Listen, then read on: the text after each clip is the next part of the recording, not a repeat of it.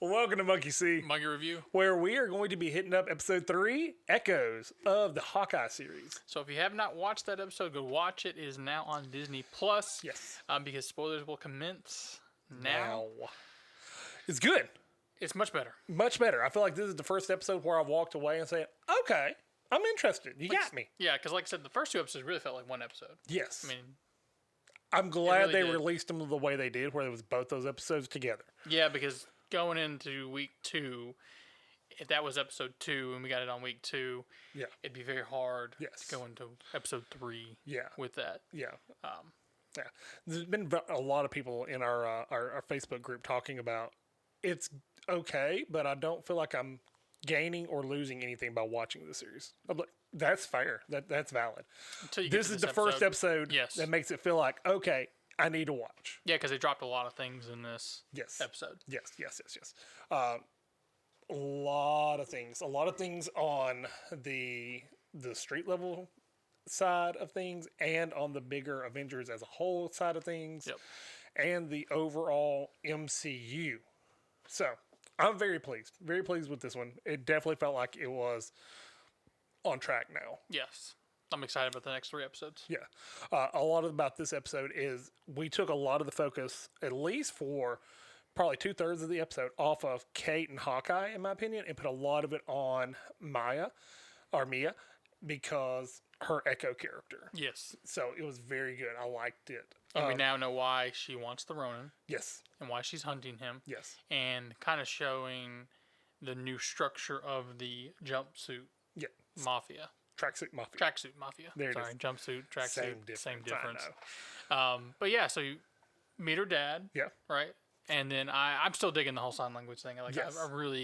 I'm giving Marvel props Yes. for that because you guys are pushing that. And we also see in this episode that And they're not doing it cheap either. No, they're doing it very well. They're doing it very well. Like Jerry Renner actually learned ASL, Yes, American ASL. Sign Language, Yeah. to be able to do this role. Yes, and I think Kate Yes. has also learned some ASL as well. Yes. So that's pretty interesting, and I give them props for casting her. And not only is she deaf, but she also has a prosthetic leg. Yes. So it's very cool. And I give props to her for what she does in general in life, being a fighter, things like that. It's really cool. But just props to Marvel for doing that. Yeah. That's really cool. And Marvel has definitely stepped their game up a lot in this new era we're going into. yeah, so I'm cool. I'm all for it. And so far, the actors that they've put in these roles have done a really good job. Yes. Thus far. Absolutely, I agree with that. So starting off this episode, we pick up with Maya as a child, and she is in a regular, and I say regular very loosely because just She's in a standard public school. there you go. That's a So good way to put it. If you know anything about, the deaf community, there are specialty schools where you can go to school with other kids that are deaf as well, and there's specialty schools that help teach you ASL, how to go through life, different things like that. And she's staying in public school because dad can't afford Yeah, to send her to. They actually have that conversation. She's like, "Could we not pay for me to go to a school that is special like me?" Well, she said, you told me you would be able to pay for that. Right. And he said, no, I can't, I'm sorry. Right. But you're going to be stronger on the other side of it because you're having to go through it now. And then she even asked, why would I have to stop signing? No, you're going to have to you're going to have to learn how to live in 2 worlds, Yes. which is, I thought that was really cool It's a great explanation of it. because what I do most of my job, I work with people with disabilities. So it's actually true in that aspect when you're deaf, learning how to communicate with people who don't know ASL and things like that, and going through life. So I thought it was really cool nod out and what they're doing with that. Yes. I'm very pleased. I really like what we're seeing so far. So we see her having a conversation with her dad. Like, first scene, we see her in a regular standard school, and she is only getting every few words the teacher's saying, like they actually show you that. But she is intuitive enough and intelligent enough that she is already perceiving what is to come. So she's actually ahead in her work than, everybody else in the class. Just because she's watching. Right, just because that's part of her ability set is she's a mimic, like Taskmaster should have been in the movies in the comics, he literally can see people, and it's in the comics. He's a guy, not a girl. In the comics, Taskmaster's a guy, and he sees you do something, he can mimic it exactly. Echo is the same way. She has a gift to automatically just photocopy Like an everything Echo. like an Echo. Yeah. So it's really cool development, and they're showing it in a really cool way in this, where you see her so observant about every detail people are doing that she automatically knows this is what they're going to do. Yeah. So we see her in school doing that. We see her at a karate class. I have a suspicion that this class is only for Tracksuit Mafia family. Probably so, because Uncle was there. Uncle was there. And there's 2 tracksuit guys, her dad and another guy. Yeah.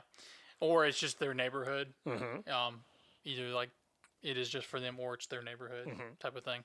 But yeah, so she watches one of the opponents basically take down a kid, watches him very closely. Much larger opponent. Much larger, and then Dad's there saying, hey, be good today. Make sure you're always watching, and speed's more important than strength.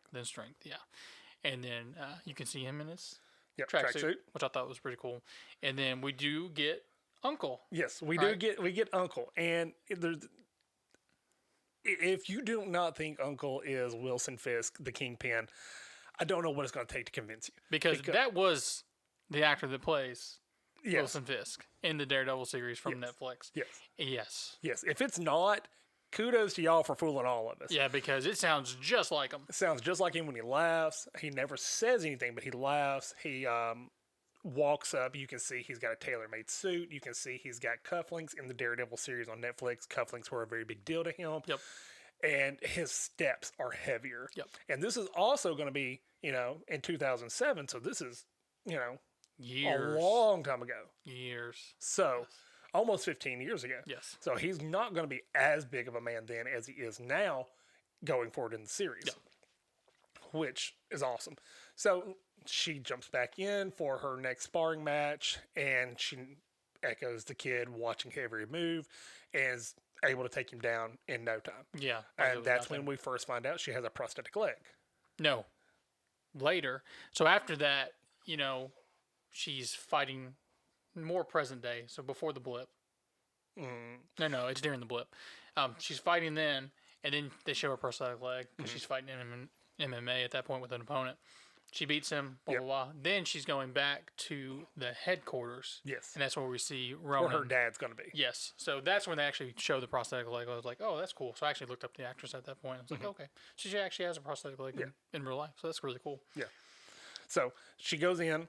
Ronin's there. He's wiping the floor with everybody. Everybody. So she's sneaking in just to try to make sure she can, check on her dad. And she watches the Ronin take down her father. Yeah. Nobody knows who the Ronin is. The Ronin is completely a mystery as far as everybody knows. Yeah. I'm sure there's some people out there who do know. We know Natasha knows, and we know that the Avengers know, because Rhodey makes a statement in Endgame saying that he just took down a whole cartel in Mexico. Yeah, because they're looking for Clint. Yes. In Endgame, and said, well, I've tracked him to Mexico, and you wouldn't believe what he's doing. Right. Yeah. So we... after he takes out her father, he jumps out the window, and she runs in. They have another moment. He's just like, be free, meaning, don't fall into this life of crime. Yeah. Leave this place. Yeah. He actually has blood on his hand, puts his hand on her face on this side, and that's part of her actual design in the comic book. Her father died and actually put his hand on her, like the front of her face, and left a handprint. That's part of her design in the comic book. So that could come back to play where she'll have the hand. It'll be a white hand on her face, which, interesting, may tie into the ninja hand story arc. That'd be cool. Yeah. So moving forward, we could go ahead and jump back to the present day. They're interrogating Kate and Clint, and they're more just making fun of them. Yeah. Because they have them on the... the little rocky horses. Yeah. And he keeps bouncing, he keeps going. And Clint's like, I hate you all right now. Kate, that was like she's actually going to throw up at one point. Yeah. So, she we see Echo in the back room, and she's talking with what's his name, Maz or something like that. Her right hand Yeah, guy, who's the only one that knows ASL and her interpreter. But he's also Did you notice that in the credits, the little boy that got beat by the bigger kid is him okay. as a kid. So they've had a long friendship. Picking up, they're adults, and he's just like, okay, let's go talk to him. They go talk to him. They're talking, and she notices Clint has the hearing aid, and she's like, she starts signing. She has him cut the tape off his wrist so that he can sign back. But he's just like, oh, I'm not deaf. I'm just hard of hearing. Which she got a little bit of what she said, I think. Yeah. And then I think he's playing down what he knows. Yeah, but that was funny though. Would you like some more cookies or whatever he did? He was like, more cookies, please, and thank you. Yeah. I was just like, okay, that's how I would play it too. Yeah, which was interesting because at that point she says you're relying too much on technology. Yes. Which is, kind of interesting for her to say to him. Yeah. But, yeah, I thought it was interesting what they do with his hearing throughout the rest of the episode. Yeah. After everything, but yeah. Essentially, he gets free. They talk back and forth a little bit. And she threatens Kate. He jumps up. He's gotten himself free again. Well, as she's talking to him, they're trying to figure out who the Ronin is. And well, the Ronin's dead. Yes. Well, who killed him? Natasha. Right. So it's very convenient. So the person that I'm looking for was killed by someone that's already dead. Yeah. Okay, that's convenient. Yeah. And she knows that he's lying. Yeah. So, moving forward, he gets free. She's attacking Kate. Blah blah blah. Fight breaks out. It's a good fight, man. Yeah, he gives it to everybody. He gives it to every one of them except for Echo. Yep. Echo hands it right back to him. He eventually gets away, though. He finally gets his bow back. Yep. Gets his bow back. His arrows and everything. And they do get away. Yep. And I love the fact that he's not going to mess up the charger. Yeah. The car. So in the comic book, he actually takes the charger. Does he? Yes. In the comic book, that's the car they take, and then they get chased through New York by the Tracksuit Mafia in Mini Coopers. That's interesting. Yeah. So, but in this, he's like, no, I'm not going to mess up that car. So they take this old Cadillac and start driving off, and of course, here comes the tracksuit behind him. His hearing aid was destroyed by Echo in the fight, so he cannot hear anything. So he's trying to communicate with Kate, and he's like, no, you drive. And she's like, no. He's like, I can't hear you. You drive. No, I'm not going to drive.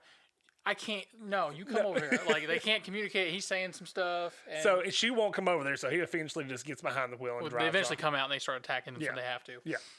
So there's a high-speed chase across town. And I feel like this is where the bulk of the episode was, like I feel like it really was, yes. This car chase. Essentially, she grabs her bow and starts to... Is it his bow? Yeah, because her bow was taken by That's Echo. Right. It's in the car. It's his bow because he got his in the fight and everything, and his arrows. Mm-hmm. And then she's going to start shooting, and he's like, no, give me that. No, you can't use this one. That's too dangerous. Yeah. That's too dangerous. No. Yeah. No. Here. Trick arrows? There's no such thing as trick arrows. These are too dangerous stuff for you. So he hands her all these different ones, and it's great. Like, after she fires them, then he starts telling her, oh, this is such and such. You should have used it for this. Yeah, and he's trying to explain it to her, and then she shoots one of them. She's like, you have more arrows that are more dangerous than this? Yeah. Like, what? Yep. And then the plunger arrow was hilarious. Yes. What do you need a plunger arrow for? Like, why? Yeah.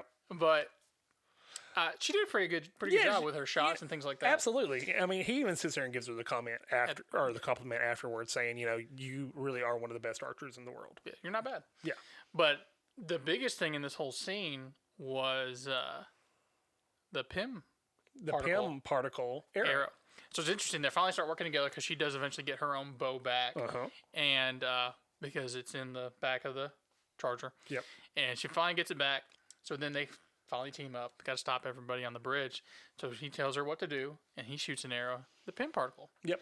Which, and if you pause it at the right time, you can actually read PIM across it. Yes. Like it actually says it on the arrow. So she fires a normal arrow into the air. He's like, fire it high. And as it starts to descend, he hits it with the PIM particle arrow, and it expands. Yep. And boy, does it expand. It's awesome. Huge. It's awesome. Yeah. great moment where everybody's just like, oh, And nice. it just got real. Yeah. Yeah. So after that, they're able to kind of get away. I do like the fact that they had the USB Yes. arrow. And she shot the big dude with it. Yeah. And he's just like, ugh. She's like, you don't want me to hit you with this. Of course, they don't all know stopped. what it, yeah. Because of everything she's been shooting at him. Like, It's like tore up everybody. and then she shoots it. And it's like, hey, that hurt. Yeah. So that was great. But I mean, it's also a callback to what we saw in What If, where they had the Zola virus. Yes. Well, even with And in one of the movies, too. the Avengers. Yes. Whenever Clint was taken over by Loki. Yep, exactly. But he gets the plunger arrow back because he needs it. Yep. Because it's a special arrow. Yep. You know, it has a purpose. It has a purpose, yes. So they jump off the bridge, they do the little slingshot maneuver, and then they fall on top of the subway car. Yep.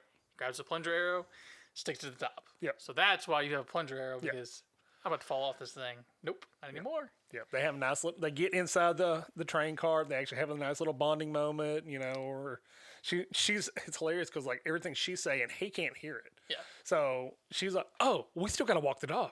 Oh, he's been cooped up all day long. And he's like, you really are one of the best, you know, You're archers. right. And, And she was like, really? He's like, we should probably walk the dog. He's been in there all day. He's been cooped up all day. Yeah. So literally repeating the dialogue back to her, and they go get the dog.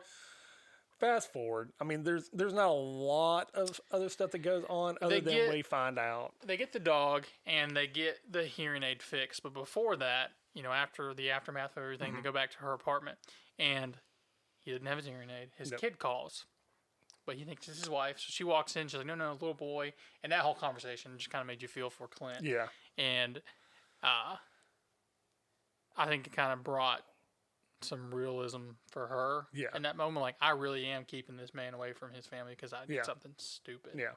And this really is on me. And that was the big part of the first episode is him making these plans to do certain Christmas events with his kids. Yep.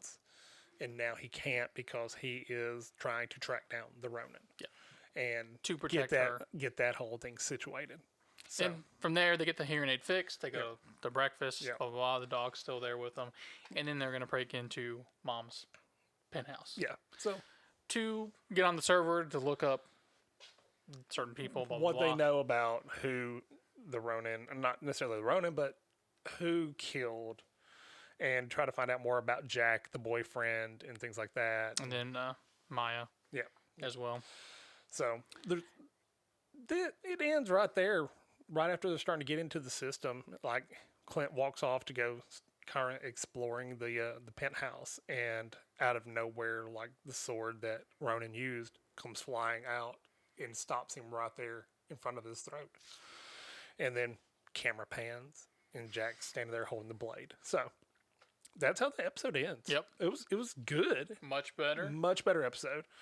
A lot of Kingpin moments. A lot of moments where you actually start to enjoy Echo. Yes. And really like her character. It was a good episode for Kate and for Clint, for them starting to kind of like bond and have this moment. So I really wonder where the rest of the series is going to go. Yeah, because we're back with Maya. You know, they're back at their warehouse. They're closing up shop because, you know, Hawkeye knows that they're there, so they're having to leave. And her second in command, you know, is like, let's talk. None of these guys know ASL, blah, blah, blah. And he's like, I'm not sure about this. We don't need to be doing this. We're told not to do this. We're told to, you know, keep a low profile. Yeah. Who's in charge? Well, you are. Okay.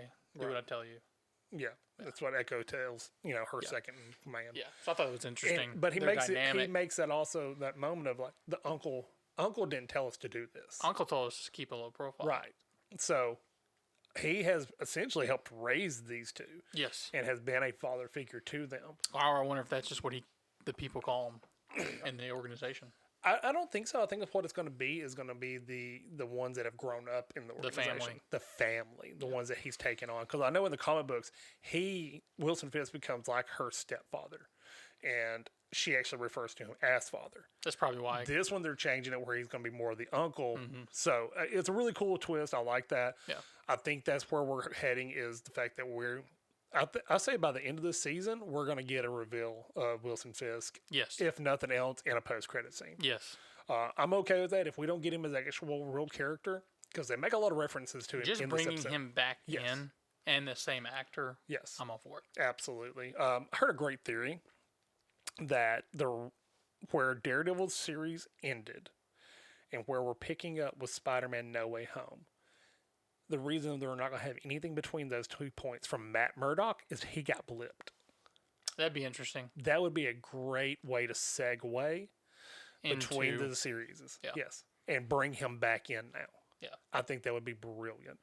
And during that time, Kingpin has actually had a time to build his empire even more so. Yeah, well, that would make sense. And the fact that the multiverse has been broken, we brought in, Venom from his universe, so you could be bringing in other characters into this universe as well. So, Yeah, I think it would be actually a great move on Marvel and Sony's part to be able to pull that together. But this was by far the best episode so far. Absolutely. And it has me excited for the next 3 episodes. Yes, we're halfway through the series now. We got 3 more episodes to go. We've gotten teaser images from episode 4, and there's definitely a spy-looking character in this next episode coming up, and everybody's saying it's going to be Yelena from Black Widow, and she's hunting down the Ronin. Yeah, because she is listed as part of the cast for Yes, this she is. series. So big spoiler there. If y'all are not paying attention, that could definitely be in play next week. Yep. Which I am 100% in for. Yeah, because they're still teasing the Dark Avengers storyline. So. Yes, and I think that keeps her out of a movie and having to deal with this grudge in a movie. Yes. This brings it into a series where you can kind of wrap it up in a couple of episode arc. Yep. And then move forward in the movie with bigger payoff. Yep. So I'm down for it. For me on this episode, I would definitely give it a 4 because it definitely made me more excited now for the series and for what's happening ahead. So I'd probably give it like a 4.3. Okay. Just because I enjoyed what they did with Maya and her character. Yeah. And They covered a lot in this episode. They like did. They a lot did of a really good emotional job growth. too, and they kind of made you feel for her. Yeah. As where she is at, her mentality is, and Yes. things like that. And then even for Clint, they did a good job with him and his disconnect with his family and and how it's affecting him. and how it's affecting him. Yes. Yeah. Basically, what I kind of took away from this episode was it made it real. Like, if you're a superhero, there are real life consequences to that life, which is what Clint's been saying to Kate. Yeah. If you want to go down this road, it doesn't always end well. Right. And at points, you're going to disappoint a lot of people in your life because you're doing this for the higher calling, things like that, blah, blah, blah. Right. I spent the better part of my life doing this. Yeah. So I really enjoyed it. I thought it was great. I'm really, like we said a second ago, I'm excited for the next 3 episodes now. Like, I'm really excited. I'm really excited to see more of Echo's arc and see where she goes and see what happens with Kate and Clint. So anything else, man? That's it. There was so much in this episode. I know, it was good. It was really good. But anyways, guys, do us a favor. Hit that like button. Subscribe. And share this with a friend. Leave some comments. Let's talk about it because we really enjoy. Like, this is most of my day is filled with talking about this stuff with somebody or another. Yep. Love you guys. We'll see y'all next time. Bye, guys.